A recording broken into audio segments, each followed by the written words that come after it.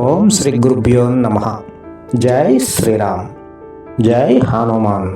శ్రీరాముని యొక్క పరమ భక్తుడు, భాగవతోత్తముడు, చిరంజీవి అయిన హనుమంతుడికి ఆయన యొక్క బాల్యంలోనే వివిధ దేవతలు అపారమైన శక్తులను ఆయనకు వరాలుగా ప్రసాదించాయి. అవే హనుమంతుడిని అజేయుడిగా చరిత్రలో చిరస్థాయిగా నిలిపాయి. ఇంతకీ హనుమంతుల వారికి ఏ దేవతలు ఏ వరాలు ఇచ్చారు, వాటి వల్ల స్వామివారు ఏమి సాధించారు, ఆ వరాలని ఎలా ఉపయోగించుకున్నారు, ఈ వీడియోలో తెలుసుకుందాం. ముందుగా యమధర్మరాజు. ఈయన హనుమంతునికి అమరత్వాన్ని ప్రసాదించారు. యమధర్మరాజు హనుమంతునికి మృత్యువు లేని వరాన్ని ఇచ్చారు. దీనివల్ల హనుమంతుడు కాలానికి అతీతుడై ప్రతి యుగంలోనూ భక్తులకు అండగా ఉండి చిరంజీవి అయ్యారు. ఆయనని భక్తి శ్రద్ధలతో మొక్కేవారికి సాక్షాత్కరించి వారికి అభయాన్ని ప్రసాదిస్తారు. అన్ని సమస్యల నుంచి రక్షిస్తూ ఉంటారు. ఇక వరుణదేవుడు. ఈయన హనుమంతునికి జలగండం లేకుండా ఉండేటువంటి వరాన్ని ప్రసాదించారు. నీటి వల్ల హనుమంతునికి ఎలాంటి ప్రమాదమూ కలగదు. సముద్రాలు దాటినా, నీటి ఆయుధాలతో ఎవరైనా దాడి చేసినా ఆయనకి ఏమీ కాదు. అన్నింటి నుంచి రక్షణ కలుగుతుంది. దీనివల్లనే ఆయన రామాయణ ఘట్టంలో సముద్రాన్ని అవలీలగా లంఘించారు. అగ్నిదేవుడు హనుమంతునికి అగ్ని వల్ల ఏ విధమైన హాని కలగకుండా వరాన్ని ప్రసాదించారు. నిప్పు హనుమంతుని దహించలేదు. లంకా దహన సమయంలో తోకకు నిప్పు పెట్టినప్పటికీ అగ్నిదేవుడి వరం వల్ల ఆయనకు ఎటువంటి గాయమూ కాలేదు. తరువాత వాయుదేవుడు. ఈయన అపారమైన వేగాన్ని, శక్తిని హనుమంతుల వరకు ప్రసాదించారు. వాయుపుత్రుడైన హనుమంతుడికి గాలి కంటే వేగంగా ప్రయాణించే శక్తి ఉంది. అలసట లేని బలము ఉంది. ఆయన తండ్రి వాయుదేవుడు ఈ వరాలన్నింటినీ ప్రసాదించారు. దీనివల్లనే సముద్రాన్ని అతి తక్కువ సమయంలో దాటివేశారు.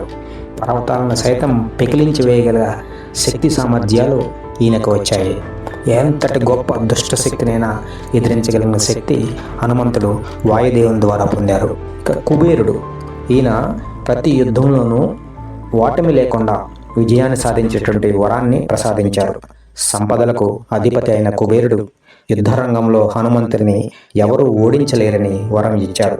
ఏ రాక్షసుడైనా, ఏ మానవుడైనా, ఎవరైనా సరే ఈయన ముందు తల వంచవలసిందే.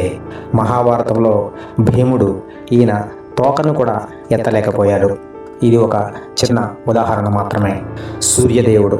ఈయన అపారమైన జ్ఞానము, అత్యద్భుతమైన వాక్చాతుర్యాన్ని హనుమంతుల వారికి ప్రసాదించారు. ఒక రకంగా చెప్పాలంటే సూర్యదేవుడు హనుమంతుని యొక్క గురువు గారు. సూర్యదేవునితో పాటు వాయుమండలంలో ప్రయాణం చేస్తూ హనుమంతుడు ఆయన దగ్గర అన్ని శాస్త్రాలు అభ్యసించారు. హనుమంతుల వారికి వేద శాస్త్రాలన్నింటిలో ప్రావీణ్యాన్ని, చక్కటి సంభాషణ శక్తిని సూర్యదేవుడు వరంగా ప్రసాదించారు. ఇక బ్రహ్మదేవుడు. బ్రహ్మదండం అంటే బ్రహ్మాస్త్రం వలన కానీ మరియు ఏ ఇతర ఆయుధము వల్ల కానీ హనుమంతుల వారికి హాని లేకుండా వరాన్ని ప్రసాదించారు. సృష్టికర్త అయిన బ్రహ్మదేవుడు తన బ్రహ్మదండం అంటే బ్రహ్మాస్త్రం వల్ల హనుమంతునికి ఎటువంటి హాని కలగదని, అలాగే ఎలాంటి అస్త్రశస్త్రాలు ఆయనని బంధించలేవని వరం ఇచ్చారు. రామాయణంలో ఇంద్రజిత్తు వేసిన బ్రహ్మాస్త్రము ఆంజనేయుడు ఆ బ్రహ్మాస్త్రానికి ఒక క్షణమాత్రము కట్టుబడి ఉన్నారు. అది ఎందుకని అంటే బ్రహ్మదేవుని పైన ఉన్న గౌరవంతో మాత్రమే, అంతేగాని బ్రహ్మాస్త్రానికి వంగిపోయి కాదు. ఇది ఈయన యొక్క వినయ విధేయతలను తెలియజేస్తూ ఉంది. ఇంద్రుడు, మహేంద్రుడు. ఈయన వజ్రాయుధం వంటి దృఢమైన శరీరాన్ని హనుమంతుల వారికి ప్రసాదించారు. హనుమంతుడి శరీరం వజ్రంలా అత్యంత కఠినంగా ఉంటుందని, ఇంద్రుడి వజ్రాయుధము కూడా ఆయనను ఏమీ చేయలేదని ఇంద్రుడు వరం ఇచ్చాడు. అందుకే ఆయనను వజ్రంగ బలి, దానిని భజరంగ బలి అని పిలుస్తాం. దీనివల్ల ఆయన అత్యంత ధైర్యంతో ఎంత గొప్ప రాక్షసులనైనా ఎదిరించి యుద్ధంలో నిలబడగలిగారు.